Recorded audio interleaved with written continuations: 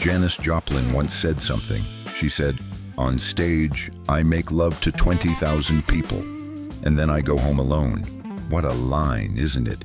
And yes, that line was the truth of the woman the world knew as the most powerful, most free, most rebellious female rock star alive. Because the Janis on stage, the roaring, mighty, boundary-breaking Janis, was the complete opposite of the person inside. The real Janis Joplin spent her whole life fighting for one single thing: to be loved, to be accepted, to belong somewhere. And she almost never found it. Everyone remembers her as a strong, invincible legend. But the Janis we're going to tell you about in this video is not that one. In this video, we're going to tell you about the unseen girl behind the legend. The one who was lonely, who was hurt, who was rejected over and over, and who tried to fill the emptiness inside her with one of the most powerful voices the world has ever heard. If you believe people like her deserve to be truly seen, take a second and hit the like button now. Here is the real story of Janis Joplin. If you've subscribed, we're beginning. Janis Joplin was born in 1943 in the conservative, narrow-minded town of Port Arthur, Texas. It was never a place made for Janis. She was a bright child. She thought differently. She painted, she read books. But being different from her peers was something she would pay a price for. In her high school years, she was cruelly bullied. They called her ugly, they called her strange. And the most painful of all, at university, a group of students voted her the ugliest man on campus. And this group called their cruelty a joke. Just think about it. A young girl, and the people around her don't even find her worth seeing as a woman. And on top of that, they turn it into entertainment. Think about how hard that must have been. That wound was carved into Janis. For the rest of her life, no matter how famous she became, no matter how much applause she got, that girl always stayed inside her, the rejected girl from Port Arthur. But Janis had one thing. She discovered the blues. She listened to the old blues women like Bessie Smith. And in their pain, she found her own pain. She found herself. If you want this channel to keep telling the real stories behind these legends, please subscribe. It genuinely keeps this work alive. When she began to sing, she became someone else entirely. The rejected girl left, and in her place came a roaring force. The stage was the only place she was accepted. The stage was the only place she felt good about herself. And anyone who heard that voice once could never forget it. In the mid-1960s, Janis went to San Francisco. She joined a band called Big Brother and the Holding Company. And in 1967, she took the stage at the Monterey Pop Festival. That day, the world discovered Janis Joplin. She was mesmerizing. She sang so raw, so real, so full of emotion that the audience froze.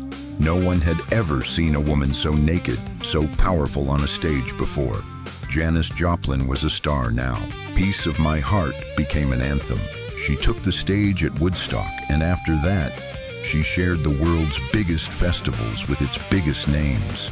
But here is exactly where the thing our channel truly wants to tell you begins. Because all of that success did not fill the emptiness inside Janis. It only made it more visible. The more she was loved, the more she felt how temporary that love was.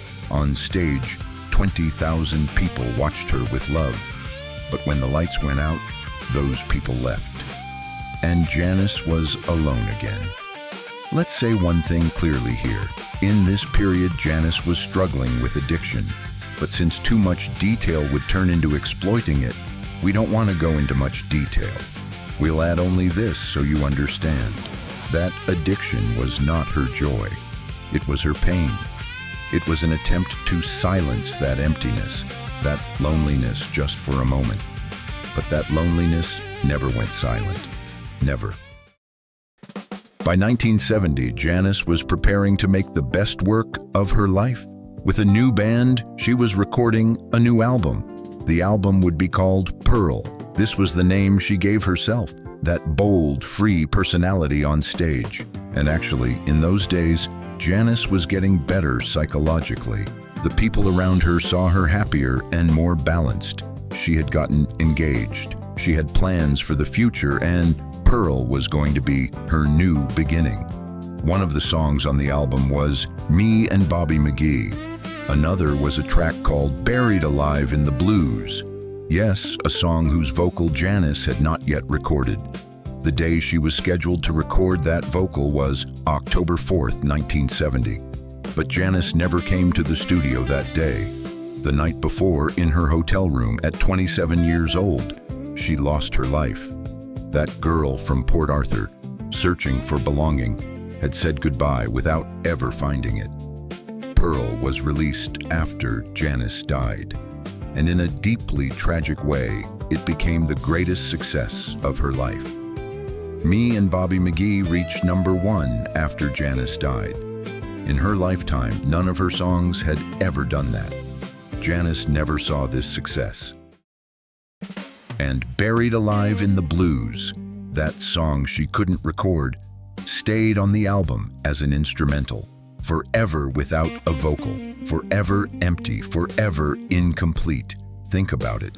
An album full of songs, and inside it, a single track where only the music plays and the voice never comes. That silence is the very image of Janis's unfinished life, dear friends. Everyone remembers the strong Janis, the fire on stage, the rebellion. But the real Janis was a girl who, her whole life, just wanted to belong. A girl who wanted to be loved. And yes, she got that love from thousands of strangers, but she could never feel it was enough. She was 27 years old.